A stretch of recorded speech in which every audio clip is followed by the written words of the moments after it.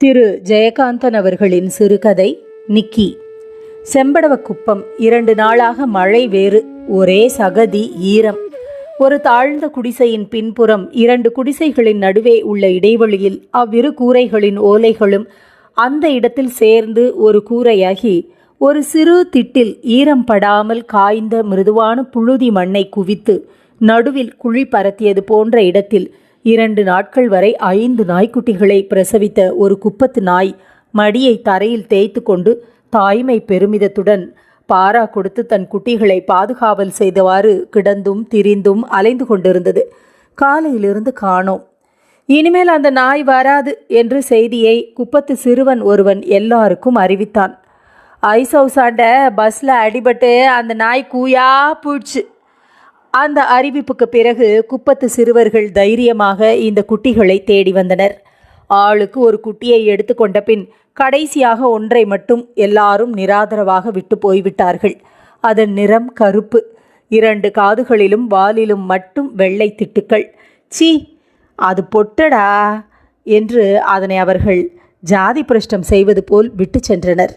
அந்த பெட்டை நாய்க்குட்டி ஒரு புழு மாதிரி நாளெல்லாம் சுணுங்கியவாறு புழுதியிலும் சகதியிலும் நெளிந்து ஊர்ந்து கொண்டிருந்தது. கண்ணை திறந்து முதல் முறையாக உலகை பார்த்தது. பசியால் சிணுங்கி அழுதது. தான் கவனிக்க யாருமில்லாத அனாதை நாய் என்று புரிந்து கொண்டு விட்டது மாதிரி நடக்கக்கூட பயிலாத அந்த நாய்க்குட்டி கால்களை தரையில் இழுத்து இழுத்து நடைபழகிய போதே தனது ஜீவித யாத்திரையை மேற்கொண்டது. அந்த தாழ்ந்த 2 குடிசைகளின் நடுவே இருந்து வெளியே வந்து ஈரமும் சகதியுமான குப்பத்து தெருவில் அது புரண்டு புரண்டு நடந்த காட்சியை சிறுவர்கள் கூடி ரசித்தனர். அது தனக்கு ஓர் எஜமானனை அவர்கள் மத்தியில் யாசிப்பது மாதிரி அவலமாக அழுதது. அவர்களும் அதற்கு பரிதாபப்பட்டனர். ஒரு குடிசையின் திண்ணையில் அதற்கு புகலிடம் தந்து கஞ்சி, தண்ணீர், சோறு, டீ என்று படிப்படியாக தங்களின் தரித்திரத்தை அதற்கும் அறிமுகம் காட்டினர். 2 நாட்களுக்கு பிறகு சிறுவர்களுக்கு இந்த நாய் விளையாட்டு சலித்து போயிற்று. அந்த குடிசைக்கு சொந்தக்காரி இந்த நாயை கண்டு அதன் மீது பூசி கிடக்கும் சேரும் சகதியும் அதற்கே சொந்தம் போன்றும் அது அந்த திண்ணையின் மூலையை அசுத்தப்படுத்துகிறது என்றும் கோபித்து விளக்கு மாற்றால் குப்பையை கூட்ட வந்தவள் நாயையும் சேர்த்து கூட்டி திண்ணையிலிருந்து தெருவுக்கு தள்ளினாள். அது கத்தி அலறியவாறு தலைகீழாக புரண்டு திண்ணையிலிருந்து தெருவில் வீசி விழுந்தது. விழுந்த வேகத்தில் வசமாக அடிபட்டது. நாய்க்குட்டி பெருங்குரலில் அழுதவாறு புரண்டு எழுந்து ஒரு காலை மட்டும் நொண்டி நொண்டி இழுத்தவாறு தனது பயணத்தை தொடர்ந்தது.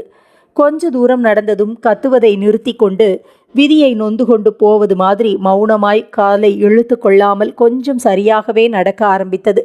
பயந்து பயந்து குடிசை மண் சுவரை ஆதாரமாக கொண்டு நடந்து குப்பத்தின் எல்லைக்கும் மெயின் ரோட்டுக்கும் குறுக்கே உள்ள நாற்ற சாக்கடை பாலத்தருகே வந்துவிட்டது. அதற்கு மேல் திசை புரியாமல் அரை நாள் யோசனையில் அங்கேயே கிடந்து உறங்கி விழித்து கத்தி கத்தி குரல் தேய்ந்த பிறகு தைரியமாக பாலத்தை கடந்து மெயின் ரோட்டுக்கு வந்தது. பெரிய கட்டடங்கள் நிறைந்த வீதி. ராட்சசத்தனமாய் பஸ்களும் லாரிகளும் ஓடிக்கொண்டிருக்கின்றன. ஜன சந்தடி மிகுந்திருக்கிறது. அந்த சின்ன பெட்டை நாய் தைரியமாக வீதியின் குறுக்கே நடந்தது. இவ்வளவு பெரிய பிரபஞ்சத்தில் மனிதன் என்னென்ன சாகசங்களை எவ்வளவு ஆர்வத்தோடு நடத்தி காட்டுகிறான். இந்த நாய் இந்த தெருவில் நடக்கக்கூட கூடாதா என்ன? நடந்தது. ஒரு மாடி பஸ் வந்தது. அந்த டிரைவர் நல்ல மனுஷன். இந்த சிறிய நாய்க்காக அந்த பெரிய பஸ்ஸையே சில வினாடி நிறுத்தினான். அது குறுக்கே நடந்து போன பிறகு, எவ்வளவு சின்ன நாய், அடிக்கடி பட்டு சாக போகுது, நமக்கு ஏன் அந்த பாவம் என்று அதற்காக விசனம் கொண்டவன் மாதிரி அதை பார்த்து கொண்டே அந்த பெரிய பஸ்ஸை திருப்பினான். நாய் ரோட்டை கடந்து விட்டது. பிறகு எங்கே போவது? எங்காவது போக வேண்டியது தானே. போயிற்று. மெயின் ரோட்டு கடந்து குப்பம் மாதிரி இல்லாத ஆனால் குப்பத்து தெரு போன்றதே ஆன ஒரு குறுகிய தெருவில் நடக்கையில் அதன் எதிரே ஒரு இலை வந்து விழுந்தது. இலை விழுந்ததும் அதற்காக பயந்து ஓடுவதற்கான அனுபவமோ அறிவோ அதற்கு இன்னும் வராததனால் பொத்தென்ற சத்தத்துக்கு பயந்து பின்னால் பதுங்கியது. அது பதுங்கியதோ பிழைத்ததோ, ஒரு பெரிய நாய் அந்த இலையை நோக்கி 4 கால் பாய்ச்சலில் வந்து கொண்டிருந்தது. இந்த குட்டிக்கு அது தன் இனத்தைச் சேர்ந்தது என்று புரிந்து கொள்ள முடியாத அளவுக்கு அது பெரிதாகவும் மூர்க்கமாகவும் இருந்ததனால் இது பதுங்கிக் கொண்டு அதை அச்சத்தோடு பார்த்தது. அந்த இலையில் இருப்பது சாப்பிடத் தகுந்தது என்பதை சுவர் ஓரமாக பதுங்கிக் கொண்டு பார்த்ததனால் இந்த குட்டி புரிந்து கொண்டது. ஆனாலும் இந்த குட்டிக்கு பசி வந்தபோது எதிரே இலை விழுந்தும், இலை விழுந்த போதெல்லாம் போட்டிக்கு மூர்க்கமாக மோதி சாடிக்கொண்டு பெரிய நாய்கள் வந்ததனால் இலையில் இருப்பதை சாப்பிடலாம் என்று அறிவு வந்தும் அதை அனுபவமாக்கிக் கொள்ள வாய்ப்பு வரவில்லை. ஆனால் பசி மட்டும் வந்து கொண்டே இருந்தது. மழையிலும் குளிரிலும் முனகி அழுதவாறு தெரு ஓரங்களில் ஓடும் சாக்கடை அருகே போட்டிக்கு யாரும் இல்லாததனால் பொறுக்கி தின்று உழன்று கொண்டே அந்த குறுகிய தெருவில் சில நாட்கள் இந்த நாய் வாழ்ந்தது. பின் ஒரு நாள் வெயில் அடித்தபோது உடம்பின் ஈரம் காய்ந்து அழுகலையும் கழிவையும் தின்று உடம்பில் ஏறிய பலத்தால் கொஞ்சம் தெம்பும் வளர்ச்சியும் பெற்றிருந்த அந்த குட்டி அந்த குறுகிய தெருவிலிருந்து வேறொரு பெரிய தெருவுக்கு தனது யாத்திரையை தொடங்கிற்று. அந்த நாளை இந்த நாய்க்கு ஒரு சோபன தினம் என்று சொல்ல வேண்டும். அழுது அடம் பிடித்த ஒரு குழந்தையை அதன் தாய் மல்லு கட்டி எங்கேயோ தூக்கி கொண்டு போகிறாள். குழந்தை பிடிவாதமாய் அவள் பிடியில் அடங்காமல் திமிரி திமிரி தாயின் இடுப்பிலிருந்து நழுவி நழுவி வழிகிறது. ஒரு கையில் சிலேட்டும் பையும் வைத்துக்கொண்டு அந்த தாய் அந்த குழந்தையை ஒரு கையால் சமாளிக்க முடியாமல் வைது அடிக்கிறாள். அடம் பிடித்த குழந்தை அலறி அழுகிறது. அழுகிற குழந்தையை அவள் சமாதானம் செய்து கொஞ்சுகின்ற வேளையில் இந்த குட்டி அங்கே போய் சேர்ந்தது. இந்த நாயை வேடிக்கை காட்டி அந்த குழந்தையை தாய் சமாதானப்படுத்தினாள். இப்போது அந்த குழந்தை இந்த நாய் வேண்டுமென்று அடம்பிடித்தது. அந்த மனித நேசத்தை புரிந்து கொண்ட இந்த அனாதை நாய் குழைந்து வாலை ஆட்டிற்று. நல்ல வேளை, மழையில் நனைந்தும் வெயிலில் உலர்ந்தும் இது சுத்தமாக இருந்தது. நேற்று வரை இது தின்ற அழுகலும் கழிவும் மனிதர்களுடையதுதானே. நாய்க்குட்டியை எடுத்து முத்தம் கொடுத்து குழந்தையிடம் கொஞ்சி அதன் கையில் கொடுத்தாள் தாய். இந்த நாய் ஜென்ம சாபல்யம் அடைந்தது. சில காலம் அந்த வீட்டின் திண்ணை தூணில் சணல் கயிற்றால் கட்டப்பட்டு குழந்தையின் காட்சி பொருளாகவும் விளையாட்டு சாமானாகவும் அது வளர்ந்தது. அதற்கு அந்த குழந்தை தன் மழலையில் பப்பி என்றோ நிக்கி என்றோ பெயரிட்டது. இப்போது பார்வைக்கு பெரிய நாய் மாதிரி உருவம் கொண்டிருந்த அந்த பெட்டை நாய் நிக்கி ஒரு நாள் அந்த வீட்டு எஜமானி வெளியில் போனபோது நன்றி உணர்ச்சியுடன் அவளை தொடர்ந்து ஓடிற்று.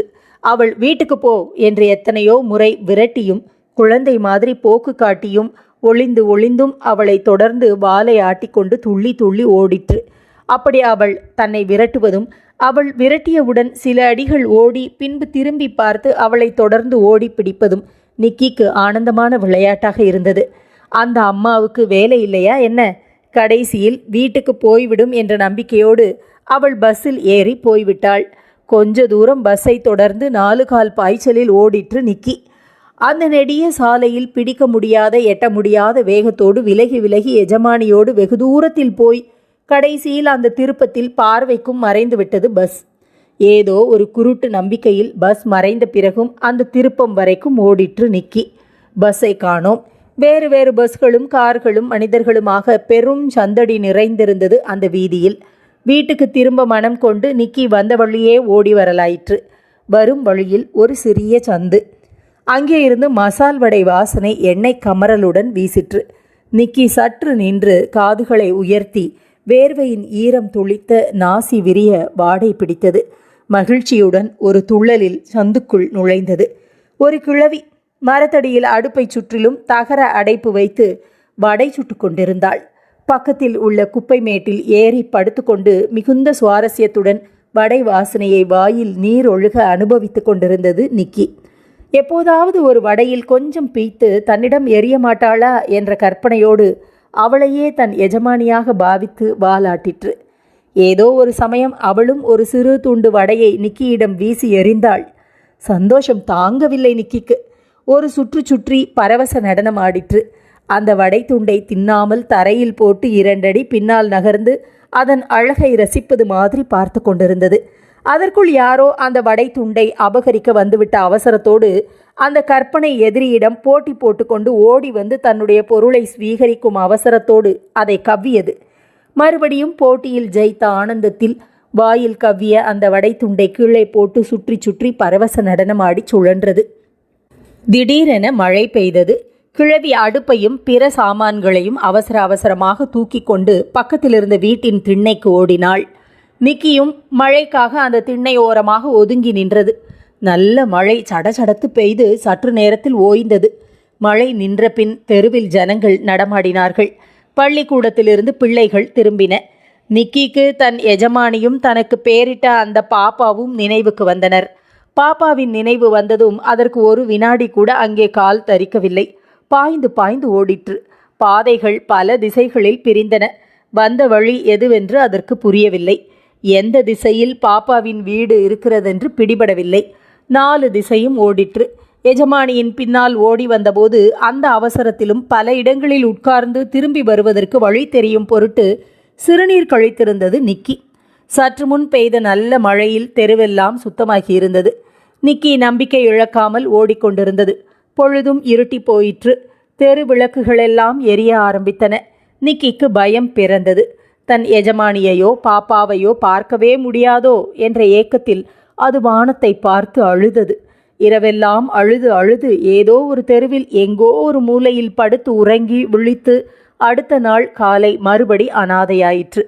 தெருவில் போகிறவர்களையெல்லாம் தன் எஜமானியோ என்று நினைத்து நினைத்து ஓடி அவர்களால் விரட்டியடிக்கப்பட்டு பரிதாபமாக திரும்பியது நிக்கி. இப்போதெல்லாம் தெருவில் எச்சிலை விழுகிற போது பெரிய நாய்களுக்கு பயப்படாமல் பாய்ந்து அவற்றோடு சண்டையிட்டு தன் பங்கை எடுத்துக்கொள்ளுகிற அளவுக்கு நிக்கி வளர்ந்திருந்ததனால் அதன் வயிற்று பிரச்சனை ஒருவாறு தீர்ந்து விடுகிறது.